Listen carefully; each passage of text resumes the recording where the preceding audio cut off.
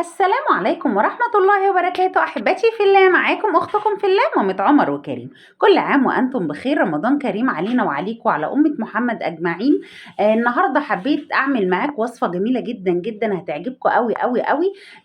هعمل معاكم طريقة الجلاش بدون عسل. هعملها لكم بطريقة سهلة جدا وبمكون جديد خالص هيعجبكم جدا جدا جدا. يلا بينا على الفيديو علشان نشوف هنعمل إيه. يلا بينا.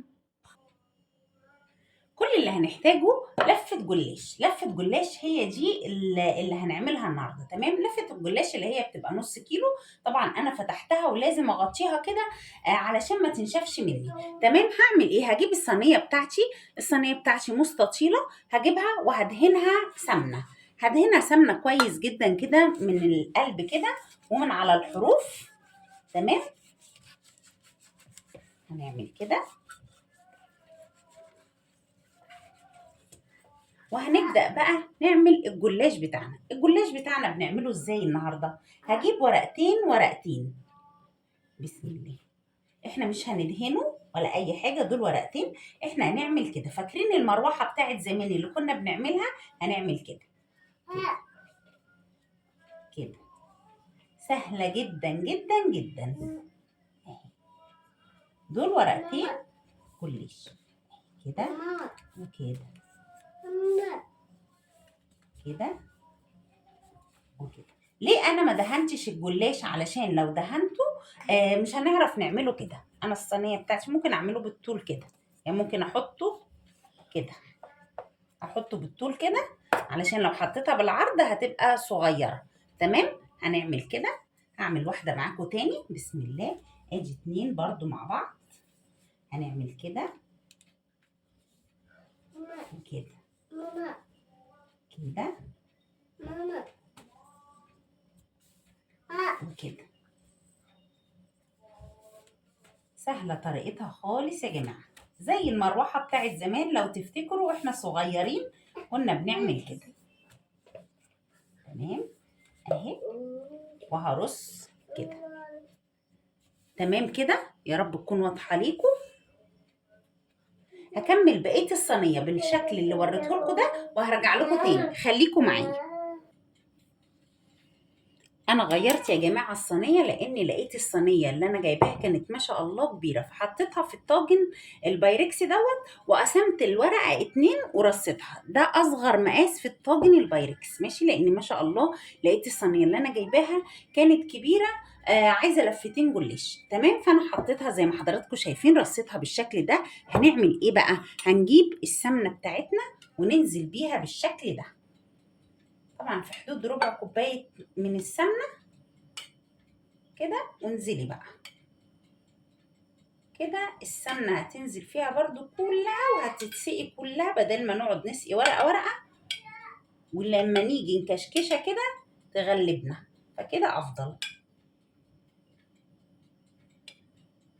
كده. ما شاء الله اتشربت كلها سمنه اهي. بس نظبطها كده. كل الورق بتاعنا نزل فيه السمنه كده. نتاكد ان السمنه وصلت لكل الورق بتاعنا. تمام. هندخلها بقى على الفرن. هنسيبها في حدود 25 دقيقة أو 30 دقيقة، كل واحد بقى حسب الفرن بتاعه.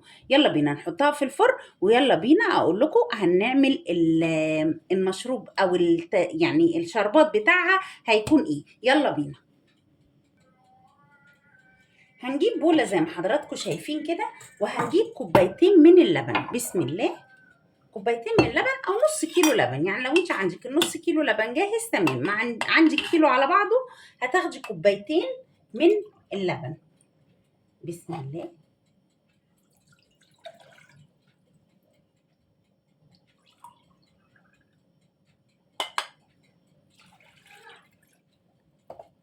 يبقى نص كيلو لبن. وهنحتاج له بقى معلقتين من السكر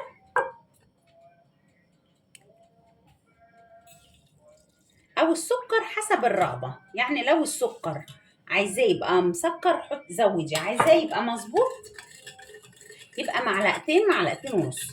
تمام. وهنحط كيس كريم كراميل. هنجيب علبة الكريم كراميل دي يا جماعة، هناخد الكيس اللي فيها ونحطه. تمام. بسم الله. بقى كويس جدا كده لحد ما تجانسوا كده مع بعض. طبعا اللبن يا جماعه يكون بدرجه حراره الغرفه مش مغلي، علشان ما نحطش عليه الحاجه بتاعتنا يروح مكتل. يلا بينا نرفعه على النار ونشوف هيستوي ازاي. يلا بينا. رفعت الخليط بتاعي على النار وهفضل اقلبه بالشكل اللي حضراتكم شايفينه ده. انا رفعته كده على النار بعد ما قلبته كويس، هفضل اقلبه بالشكل ده. واول ما هيغلي زي ما حضراتكم شايفين كده هطفي عليه. انا عايزاه خليط سايب، مش عايزاه يكون تقيل. ولو تقل منك تقدري برضو بالمضرب الكهربائي كده تضربي فيه شويه كده هيفك على طول. تمام. لو عايزه اقول لك على حاجه، يعني لو انت عايزه الجلاش بتاعك طري يبقى تعملي الخليط بتاعك دوت قبل ما تطلعي الجلاش من الفرن بخمس ست دقايق. لو عايزه الجلاش بتاعك مقرمش وحلو روحي اعمليه اول حاجه قبل ما تعملي الجلاش خالص. ابدأي بالخليط دوت وخليه، وبعدين روحي مسويه الجلاش. تمام كده. انا كل اللي هعمله هحط كيس فانيليا. هي ما شاء الله ريحه الكريم كراميل جميله جدا جدا، بس احنا هنعززه كمان بكيس فانيليا. انا حطيت كيس الفانيليا زي ما حضراتكم شايفين كده، وهقلب اقلب اقلب كده وهطفي عليه. بصوا انا عايزاه سايب يا جماعه خالص، زي الميه كده، يعني اتقل من الميه حاجات بسيطه. هطفي عليه بقى وهستنى اول ما الصينيه تطلع من الفرن هوريكم شكلها بقى عامل ازاي. خليكم معايا. وده كان شكله اول ما طلع من الفرن. شايفين يا جماعه، انا طبعا علشان دي بايركس فما قدرتش ان انا احط على طول الخليط بتاعي عليها، لازم كنت اخليها تهدى شويه علشان اقدر احط الخليط عليها، لانها ممكن اول ما انزله تفرقع. تمام. هنزل بقى كده بالخليط بتاعي. بسم الله. تسقيها كلها كده.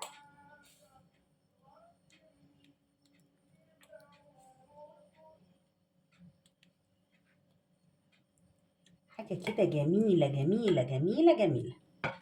هنسقيها كويس كده.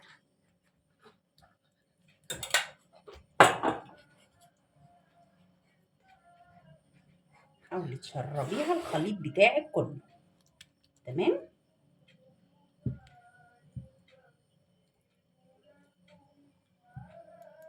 هسيبها كده يعني 10 دقايق وبعدين هقطعها واوريها لكم بقى شكلها عامل ازاي. خليكم معايا. هنقطعها بالشكل ده يا جماعه. بسم الله الرحمن الرحيم. تقطيعها سهل خالص، قطعها بالشكل اللي يريحك. تمام. وهنحط بقى في اطباق التقديم على طول.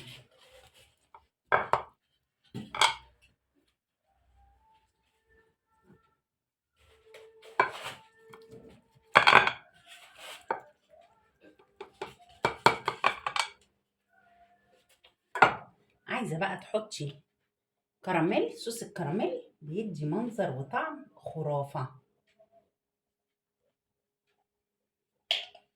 ايه رأيكم في الجمال ده؟ حاجة كده جميلة جميلة جميلة. ايه رأيكم بقى؟ حاجة كده عاملة زي البغيشة.